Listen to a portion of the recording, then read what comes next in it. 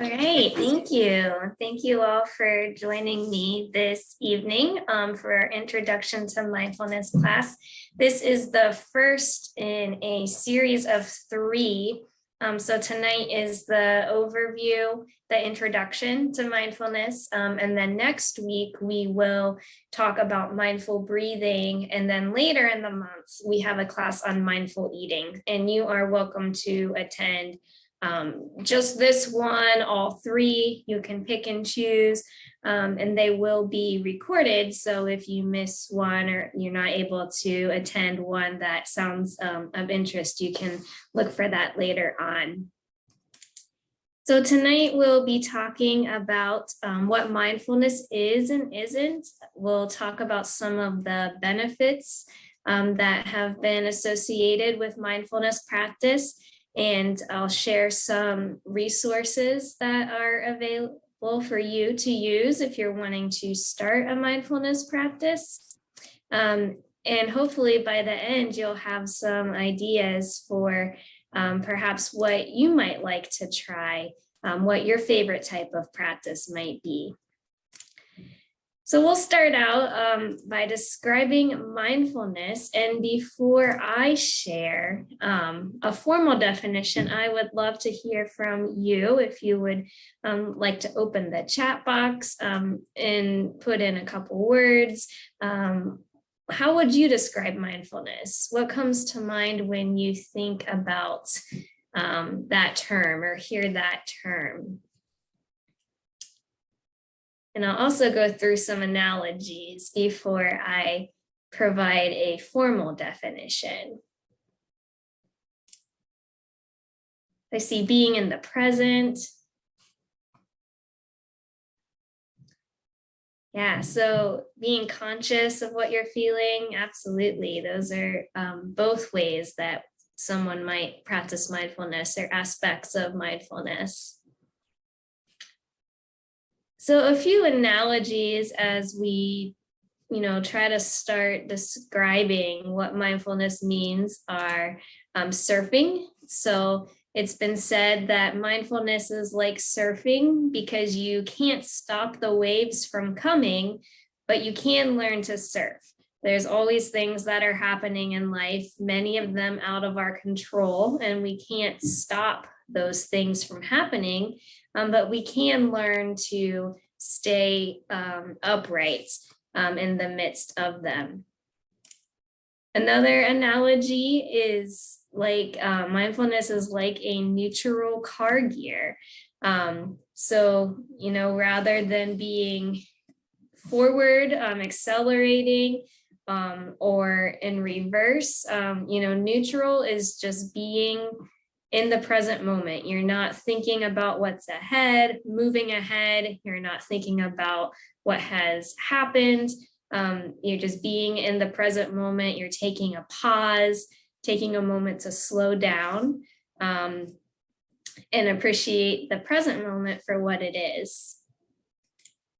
Another analogy is mindfulness is like training a puppy. So if you've ever trained a puppy to walk on a leash, you know that often they run ahead and you have to rein them back in. And the same is true with our thoughts, with our minds. Our minds like to wander, and it can be easy at times to become absorbed in what we're thinking or feeling, whether it's, worrying about things that may or may not ever happen, or ruminating on past events. Our minds like to wander. And so mindfulness is like training a puppy in that we're constantly reining in those thoughts and bringing your attention back to the present. Another analogy is mindfulness is like adding space in the mind, adding that pause. Often we are reactive. Events happen in life and we react, but we have the opportunity to add a little space, before we are reacting, and maybe be more present or intentional about how we're responding to events. And then finally, an analogy is mindfulness is like pausing too many open computer applications. So we all know that when we have too many apps open, whether it's on a computer or a tablet or smartphone, that can slow down our computer.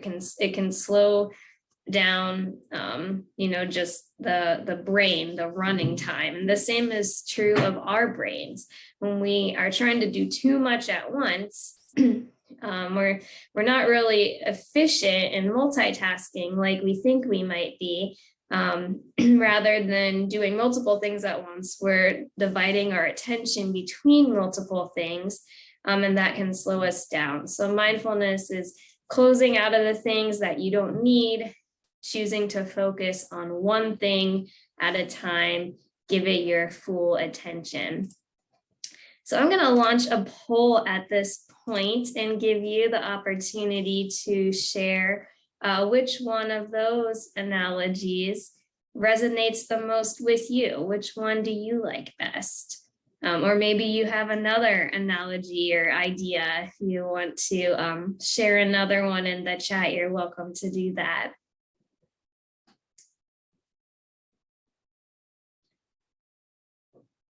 Looks like about half of us have voted. I'll give you just another second to make a choice here. Okay, and it looks like the winner, at least with this group, is pausing too many open computer applications. That one seemed to be the most popular. And I know I can certainly relate to that one too. All right, so the formal definition of mindfulness is paying attention in a particular way. It's on purpose, it's in the present moment, and it's non-judgmentally. So this definition comes from Jon Kabat-Zinn. He is recognized as a pioneer in mindfulness in the United States. He's been doing work in this area since the late 1970s, when he created a meditation program to help people who were living with chronic pain. And this is how he defines mindfulness, and it's the definition that we tend to use in our teaching. So it incorporates those concepts of being intentional about being in the present moment, being in the present, not thinking about the past or worrying about the future, and just noticing thoughts and feelings and things as they are without associating emotion or judgment to those. So breaking this down a little bit, I don't know if anyone's familiar with the book The Present, or I've heard of that. It was published in 2001 by Dr. Spencer Johnson. And he really describes the present part of mindfulness of focusing what is right now. And there's two ways to read that. So one is focusing on what is right now. But the other way you could read this statement is focusing what is right now. So cultivating that attitude of gratitude, so to speak. Just noticing things as they are, but trying to train your brain to, find the things in life that are right, because we have such a tendency to focus on what is wrong. If you have a flat tire on your car, we're typically not thinking about the 3 tires that are still working okay. Our focus is on the one that's flat. And there's a quote that our mindfulness team shared a couple months back that I think is so perfect for those of us living in Ohio. It's, if you choose not to find joy in the snow, you will have less joy in your life, but still the same amount of snow. So this is an example of practicing mindfulness. It's just noticing what is, noticing the snow without going a step farther and associating the judgment with it, just noticing what is happening in the present for what it is. So mindfulness, we talked about what mindfulness is. So just to take it a little bit farther, mindfulness is not making things perfect. It's not putting on the rose-colored glasses, but viewing things as they are. And mindfulness can be beneficial for both, happy times in life as well as challenging times. Life is moving so fast. Sometimes even when things are going really well, we don't always stop to notice what is. So mindfulness can be a helpful practice in the good times and the more challenging times. Mindfulness is not a religious practice. It can be used to complement religious practice, like meditation or prayer, for example, but it has many secular uses as well. It's even used in, schools and the military now to help people improve focus and attention and so forth. We talked about, the multitasking piece. Mindfulness is definitely not multitasking.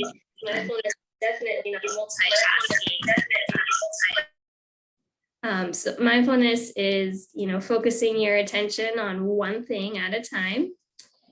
It's not just relaxing or wasting time. It's an intentional mental effort. And it can be, it's not just, being idle or passing the time. It's a way to sometimes be calm, but you are still engaging and exercising the mind in your practice. And it's not self-indulgent. It could be a form of self-care, but self-care is certainly not self-indulgent. It's necessary. So it can be very, very beneficial in a way to help us strengthen our mind-body connection and promote holistic health. And it's not operating on autopilot. As I shared in that definition, it's intentional. And there are many benefits associated with mindfulness practice. The big one that we'll focus on tonight and in the next couple of sessions is coping with stress and anxiety. But mindfulness has also been shown to help improve attention span and memory and the ability to focus. So here's a little bit here, just a little kind of a fun activity to demonstrate that. So I'm going to ask you, and this is just for you, you don't have to share, but take a moment and look around the space where you're in and see if you can identify as many things as you can that are the color red. So I'll give you just a moment to do that.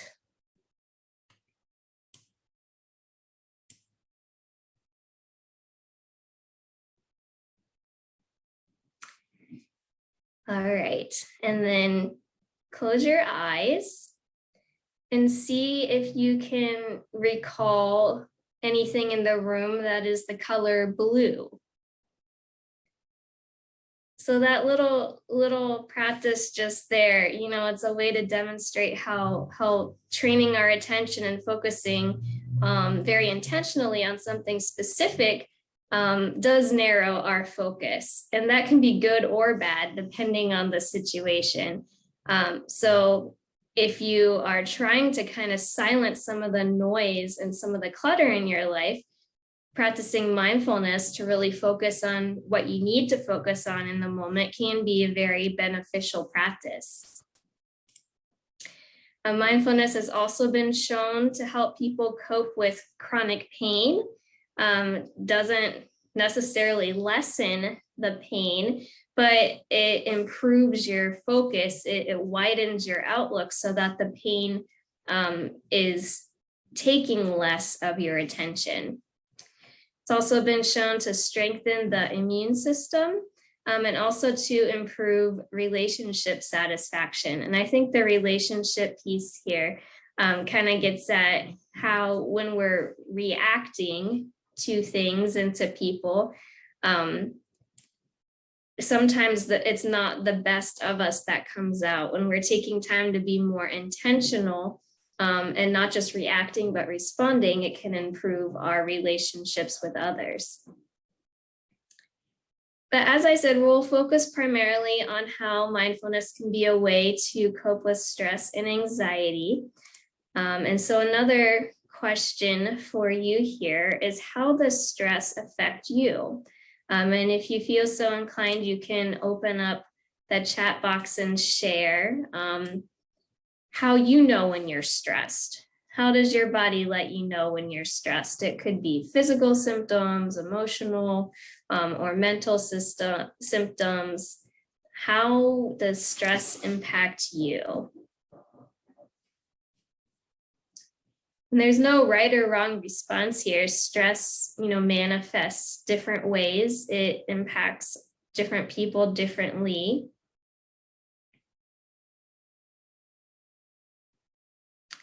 So some might, have a headache or a stomach ache. You might feel your heart rate pick up, your breathing pick up, your palms sweaty. Some people may just feel, kind of overwhelmed mentally.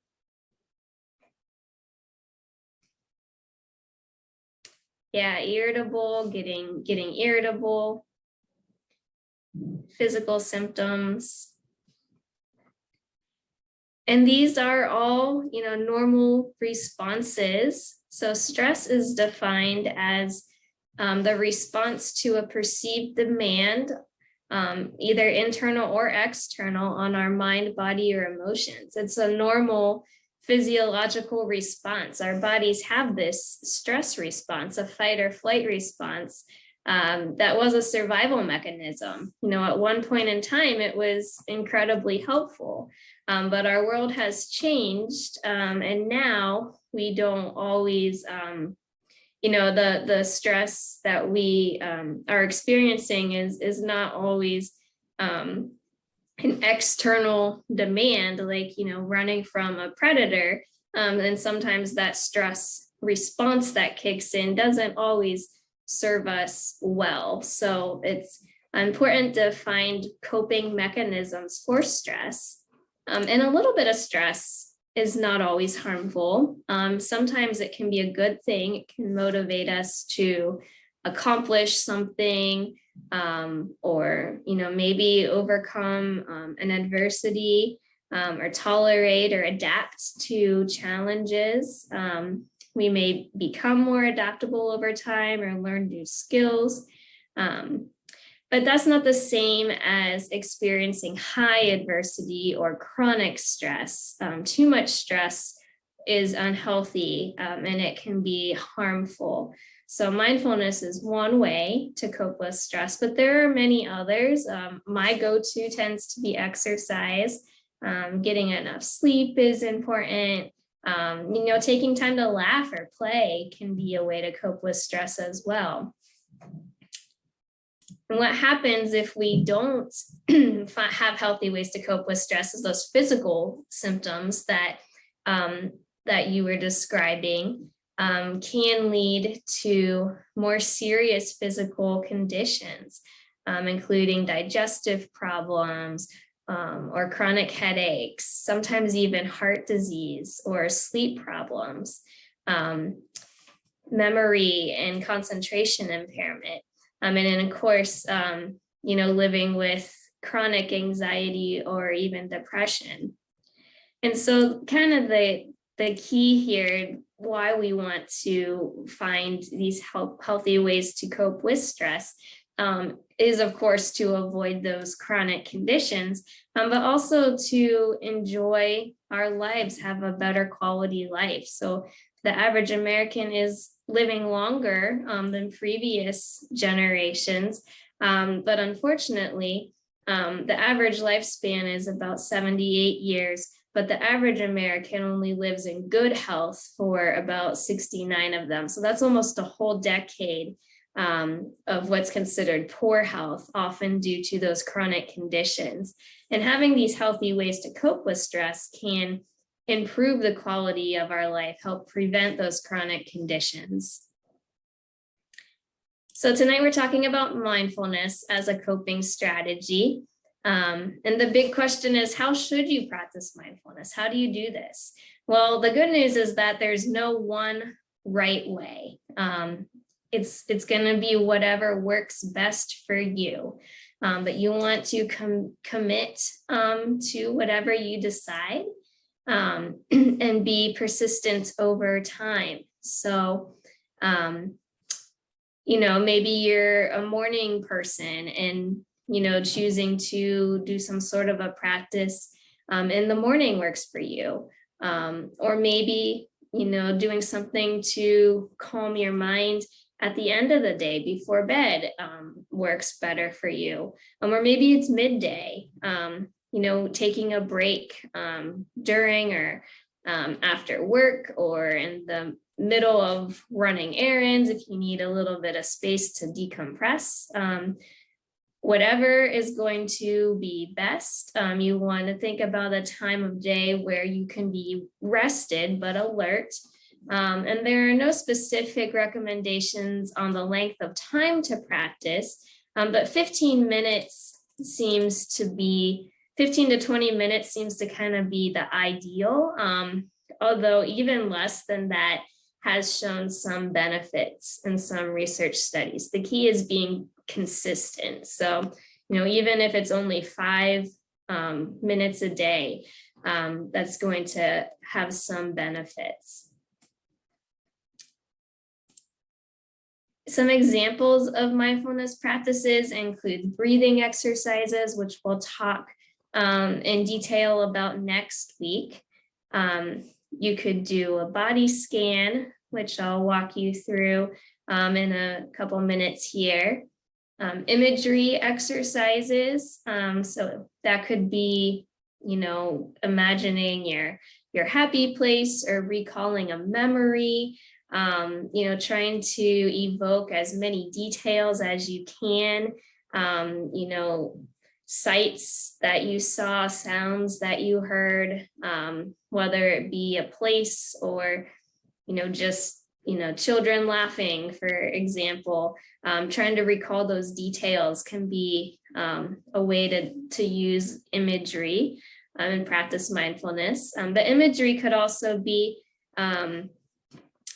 envisioning yourself achieving a goal. So athletes often use this as they're preparing for an event. They'll use imagery exercises to visualize themselves, making the goal, for example. Or you could use it to envision yourself overcoming an obstacle, passing a test, completing a project. Or I've heard some people say that they use imagery to let go of worries, like visualize, your worries floating as balloons up into the sky. So those are just a few examples of the array of imagery exercises you could do as a mindfulness practice. Progressive muscle relaxation is similar to a body scan, perhaps a little bit more formal. There are some recordings out there you could listen to do a practice like that. Some people like to do mindful movement, physical activity, going out for a walk to practice mindfulness, or doing something like yoga or Tai Chi. And mindful eating can be a mindfulness practice, and we'll talk more about that in the session later on this month. So again, there's no one right way. It's whatever seems to appeal to you and what you think would work for you. You can choose to commit to a daily activity, something you already do in the course of your day, and make that your mindful moment to get started. Something like washing your hands or folding laundry or doing dishes, and just choose to be mindful while you're doing that practice, whatever it may be. So one example of a mindfulness activity that I'll walk you through now is called the 3 things activity. And again, this is just for you. You don't have to share your responses with anyone. But But this is a way to start to pay attention to what's going on in the world around us. So in this activity, I'm going to ask you first to notice 3 things that you see wherever you are.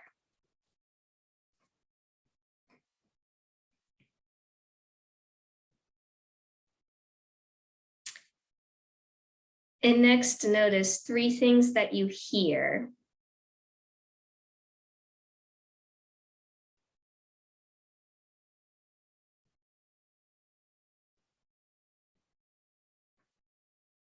And then finally, 3 things that you feel.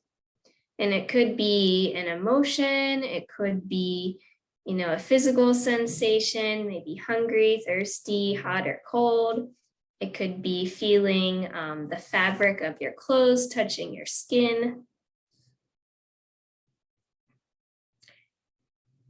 And that is it. That's a very simple mindfulness activity, using your senses to start to notice what's going on in the world around you, just to, be silent and pay attention in the present moment. This is a really good one if you choose to do some type of mindful movement, going out for a walk. Start to notice what you see and hear when you're out in nature. A variation is called grounding. If you've heard of grounding, oftentimes they'll incorporate all 5 senses into a practice and start with 5, 4, 3, 2, 1.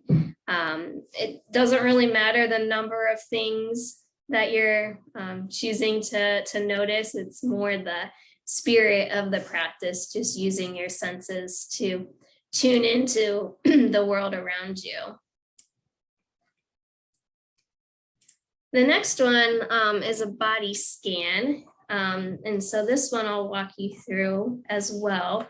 And I'll invite you to start by just settling back into your chair if you're sitting down, or you could find a comfortable spot to sit on the floor.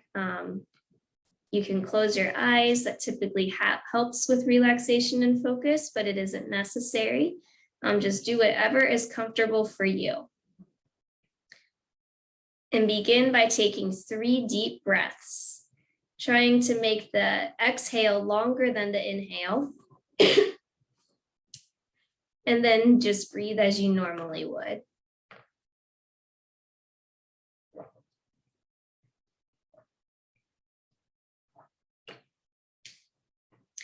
Start by bringing attention to your feet, particularly your toes. You can wiggle them in your shoes, or if possible, take them out of your shoes. Notice the top of the foot, the arch, the heel. How do they feel? Are they warm or cool? Is there any pain? Now concentrate on your ankles. Are they in a sock, a shoe, a boot? Make a couple of small circles with your ankles. Try to concentrate on relaxing them. Now move your attention up your leg, concentrating on your calf, noticing on how it feels and trying to relax it. Then to your knee, and then to your thigh. Again, use your senses to feel the sensations of your body without judgment. If you have pain in any part of your body, you can notice it and let the thought go. Next, move to your hips and concentrate on relaxing your hips into the bottom of your chair or the floor. Is the chair hard or soft? Do you feel comfortable, or is it hard? Next, concentrate on your belly. Place your hand gently on your belly, feeling your breath and the sensation of the expansion as you exhale. Be grateful for the breath moving through your body.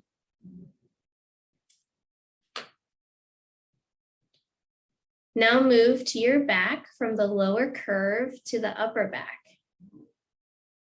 Notice any tightness or pain and try to relax into the back of your chair. Think of how your back supports you every day and think grateful thoughts for all the work it does. Now notice your shoulders and your neck. Realize this is a common place for tension. Notice any tension and release it into the back of the chair. Be compassionate about the tension in your shoulders and your neck for the work they do and the load they carry. Notice any pain or stiffness and concentrate on releasing it.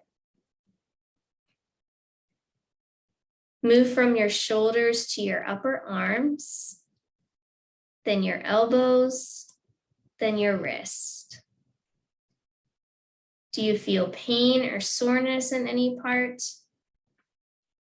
If so, feel it, try to relax them, and let the thought move on. Notice each of your hands and their parts.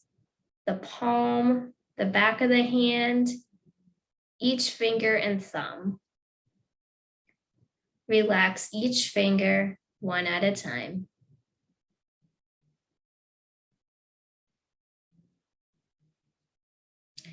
Now focus your attention on your face, then your head. Notice your eyes and how they feel behind their lids. Your cheeks, your chin, your forehead. Is there any pain? Can you feel the air of the room on your face? If you are near a window, can you feel the air? Lastly, move to your head and think of all your brain is doing to keep you alive and healthy. Let your thoughts go and allow your brain to relax. Send grateful thanks for all it does in a day. Take 3 deep breaths. Again, making the exhale longer than the inhale, blowing away any pain and discomfort you noticed. And keeping your body relaxed, you can open your eyes. So if we were together, I would typically ask for your reactions, what you thought about this practice. Some people really enjoy it.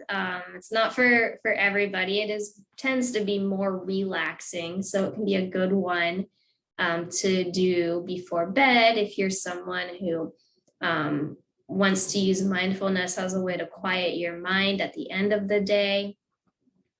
But the difference between this one and the last one, the 3 senses one that we did, is that this one tends to focus more internally on, internal sensations, whereas the 3 senses activity is a way to focus on the outside world. So they're both nice mindfulness practices, but just different, little bit of a different purpose. And so you can think about which one you enjoyed better, what type of mindfulness practice might work better for you. One of the things I do enjoy about that script in particular is the way it references gratitude throughout and thinking, grateful thoughts for all that your body is doing that we often take for granted. I do want to share some resources with you if you're looking for some recordings. The Ohio State Integrative Medicine Center has a website with lots of recordings, a whole archive of recordings that you can pull up if you like listening to a script like the one I just read. So that's available for you. And then at the beginning of this session, Jamie shared a list of books she had put together on mindfulness, and I'll put that back in the chat for you. So there are some great books out there as well if you are just wanting to learn more. But regardless, what I want to encourage you to do as we're wrapping up tonight is think about setting a mindfulness goal for yourself, a SMART goal, something that's specific, measurable, attainable, realistic, and timely. So an example would be using an app for mindful breathing, starting with just 5 minutes a day. So if you're not doing any sort of mindfulness practice now, starting with just 5 minutes a day, 5 days a week would be more attainable than starting with, say, 10, 15, 20 minutes a day. So that's just one example of a goal. And speaking of apps, there are lots of mindfulness apps available, and we do have a list of those curated. A colleague of mine put together a list at go.osu.edu/mindful apps. So if you're interested in exploring some apps, that's also a resource you could check out. But that wraps up our introduction to mindfulness. I am happy to answer any questions that you have for me. And I will also re-enter the survey link in the chat. Jamie had shared it early on, but I'll put it in there again. So that is for the library, a survey about tonight's program. And I hope to see some of you back for our sessions next week and later in the month on mindful eating and breathing, if those are topics of interest.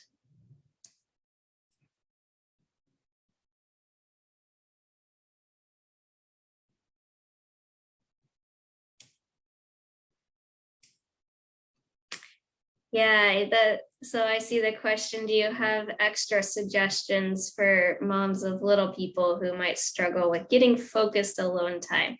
That is certainly a challenge. I would say, start small. That would be my suggestion, rather than trying to, do something that's, you could even take it less than 5 minutes if that's attainable at this stage of life. Some of the recordings at Ohio State, we have access to WIL sessions, WHIL, and I don't know if those are freely available or if you need a subscription, but I do know that they're pretty short, like 1 or 2 minutes even. So, doing those deep breaths, the deep breathing can be a mindfulness practice, and that's something you can, do anytime, anywhere, or choosing an activity that's already part of your daily routine.